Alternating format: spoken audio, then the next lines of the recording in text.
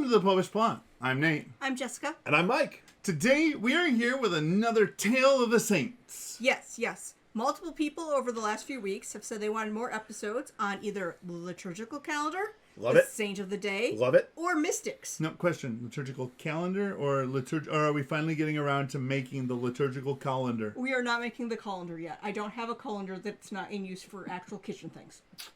All right. So, We really should come up with a theology for the liturgical calendar before we have it blessed.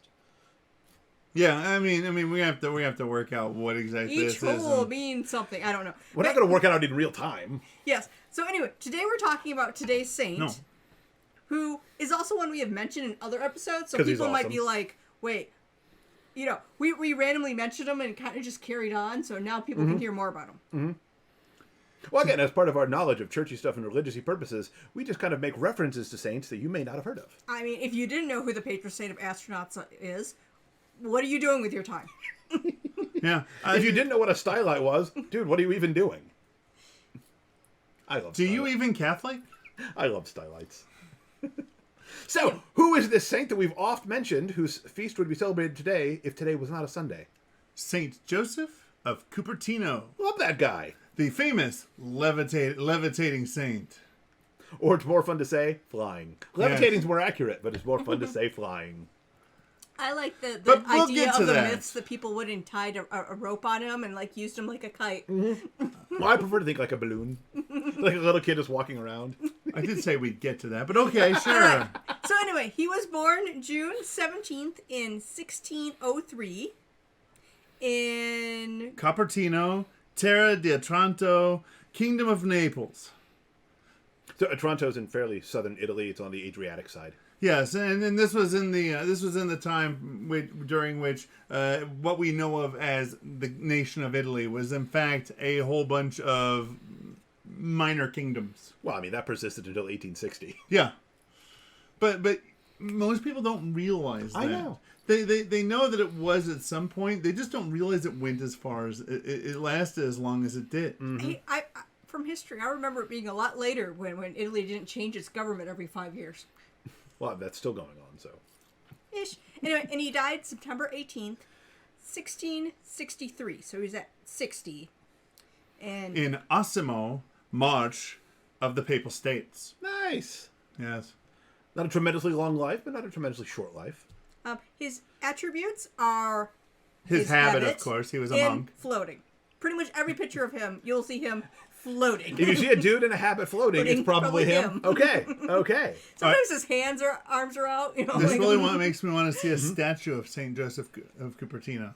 That would be hard to achieve in a statue, but I want to see it too. well, Right? Maybe I don't know, some clouds or something. You could pretending totally he got do it. really high up in his float. He's the patron of aviation, astronauts, mental handicaps, exams, as in school testing, students, the city of Cupertino, and the city of Osimo. so where he was born and died. Now remember, this is Cupertino, Italy, not Cupertino, California, where all of our phones come from. Yes.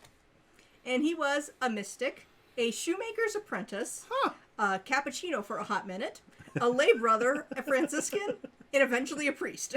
Pardon. Did you say he was a cappuccino? A capuchin, sorry. Okay. I need coffee. He was a capuchin for only as long as it takes to drink a cappuccino. About. He had a cup of coffee with the capuchins. That would be fun, actually. I kind of want to do that now. Sure, who If doesn't? there are any capuchins that would like to get together with me sometime for a cup of coffee, I would totally be up for that. Again, whenever we finally do our Popish Plot pilgrimage to the tomb of Blessed Solanus Casey, there are capuchins by the bucketful there. In fact, as long as we're looking at a guest list of, we'll say, less than 15, I'll buy the coffee. His name was Giuseppe Desa, so his name was Joseph. He was canonized in 1767 by Pope Clement XIII after being beatified by Pope Benedict XIV in 1753. So. All right. It's one pope after the other. Yeah, no, and I mean it's a little more than his canonization came a little more than 100 years after his death. So in the grand scheme of things, that's still pretty quick. Yeah. His father was a carpenter who died before he was born, leaving the family in debt, which Oh. resulted in him being That's born sad. in a stable. Son of a carpenter born in a stable. Yes. And poor. As a child, he was known for being a slow learner and absent-minded, and it says he had a temper. I'm willing to believe that as a result of being a slow learner and absent-minded, he had a temper. It tends to be really frustrating when, you know... I'm thinking of a tantrum I recently saw from a child who just couldn't articulate what he wanted. Yeah. Yeah. Yep. He started having his visions at age 8. And during his visions, he was known to stare with his mouth open. So as he would have these visions at school, which is not going to help his slow learning, No. they gave him the nickname of Boca Aparte? Aperta. Aparte. Yes. Yeah. Basically, open mouth because of this. Yes, they went around calling him open mouth, which seems very unnice. That or Mike is in a moment of mystical ecstasy. I would love to say that I was having a vision. I was just demonstrating. Just make sure in case you float. You know. So you're telling me that essentially they called him the 17th century version of mouth breather. Yeah, we kind of, sort of, yeah. Kids can be so cruel. Right? He was apprenticed to be a shoemaker, but at 17 he tried joining the Friars Minor. Conventuals.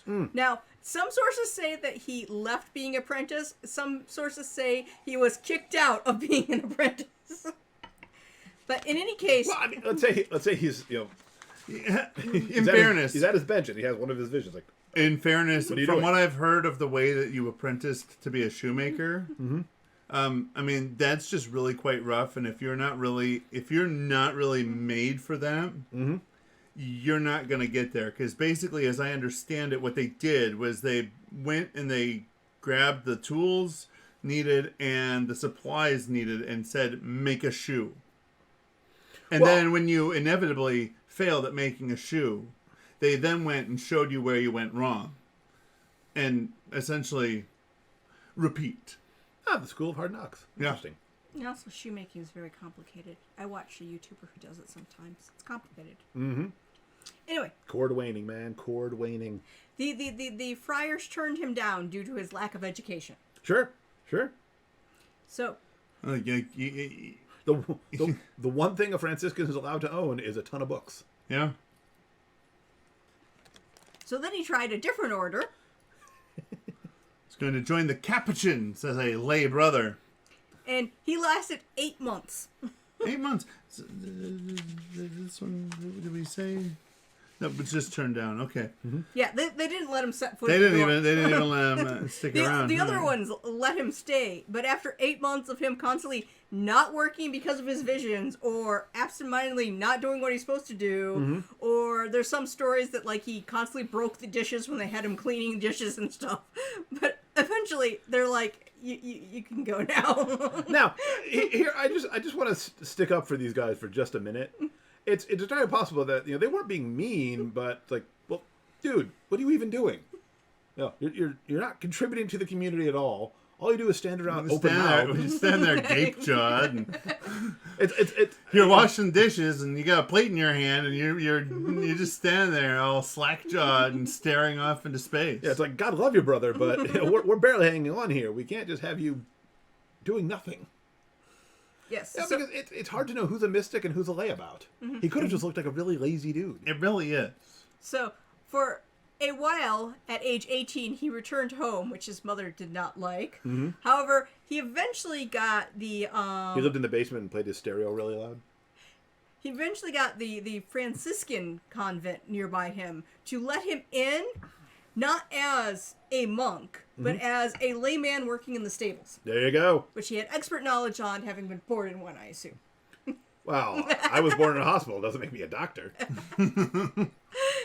Yes, so you could be an orderly. but the amount of work required to muck a stable is nowhere on par with it it's being all a doctor. brute force. It's not a lot of thinking involved. See that there on the floor? That's crap. I want you to get the crap into the shovel and then from the shovel into the barrel. Then put new straw down for bedding and hay for food. Straw is bedding, hay is food. Hay is food, straw is bedding. Got it. Anyway, And during this time, he worked on his temper, and he became better at his work, and actually paying attention when it wasn't that he was having a vision. Yes. Eventually, he was allowed to enter and study to become a priest, although he could... I'm going to assume that's supposed to be barely read and had a hard time with his classes, so not that he could barley read, because I would like to know what barley reading is. It sounds like some form of divination, and I'm not entirely certain I'm okay with it. No, it's fine. It's just knowledge of crops. Oh, I can okay. read the barley. Ah. I'm going to go with that was autocorrect, because the computer froze, so I had to retype half of what I already wrote. Yep. Because I had saved it, but not in the last 5 minutes. Mm-hmm. Anyway, Fair enough. yes, he had a very hard time with his classes, which is why he's in charge of examinations and being a student. Well, According to some things on his final exam, the questions that they asked were like the only ones he knew the answer to. So he either lucked out or, it was God's will that he passed this, so they got everything he knew and not the 90% of the material he did not know. yeah, I've encountered that part of the story before, and I choose to attribute it to divine providence. You look at Blessed Solanus Casey, you look at St. John Vianney. There are multiple examples of guys who barely made it through seminary. Mm-hmm. So, his visions and the connected ecstasies once again began causing problems for him. When he was having a vision, he would tend to levitate off of the floor. So it's one thing when you just stand around slack-jawed. It's another thing when you begin floating. Yep. He would hear heavenly music, and he would become unaware whether or not he was being hit, pierced, burned, or moved while in one of these states. It was only the voice of his superior that could actually bring him out of it. And of course, it says absolutely nothing good about the guys around him that we That know makes that he sense. wasn't disturbed when he was being burned, pierced. Now, I imagine... I mean, it was, just a Oh, no, needleprint, this is just a candle. Yeah, this is for science. I imagine No, I imagine it was that he's minor, floating and they're just like playing volleyball with him. Like you're at a sporting event. I would assume, that perhaps... Don't let the ball touch the ground. Perhaps the piercing one was one where it was while they were at dinner, and the person next to him really frustrated and just sort of jabbed him with a fork, and it happened to pierce his skin just a little bit. The person thought he was reaching for his food. Yeah. Sure. Joe Pesci the monk. Yeah. Mm-hmm. Okay. Because of this problem, he was known as being, a bit of a disturbance, because if you were a Renaissance peasant and you heard about this floating guy who heard heavenly music and stuff, you'd be like, that's it. That's what I'm doing on my day off. You don't even need to be early. You don't even need to be early modern. There's no time discrimination here. Think of the crowds that gathered to see Padre Pio Stigmata. People love miracles. He was not allowed to attend choir, eat with Yep. the others, or say mass in the actual church, Yep. but had to remain in his room where they had a private chapel made, so he could personally say mass for just himself. Yep. As he was a priest because he skated in just barely passing. All right, at least some of them were concerned about it on a spiritual level, because at one point he was brought before the Italian Inquisition. Yeah. Because they're like, he keeps floating around. Maybe he's possessed. Well, it is a possibility. We are told to test every spirit, so it's possible, sure. And then he spent most of his rest of his life being moved from one house to other of the various connected orders. So it wasn't all the same Franciscans, but, from one to another of Franciscan-based orders. At that time, there were like 3 Franciscans. You could count them, It wasn't there's 50 million orders of Franciscans. Well, I mean, he already hit all 3 major flavors. The conventuals, the capuchins, and the OG. Yes. So, go down below to the comments section and tell us what you think of the story of Saint Joseph of Cupertino. Share with us other saints that you would like us to talk about, because it is clear that people want us to tell the stories of saints.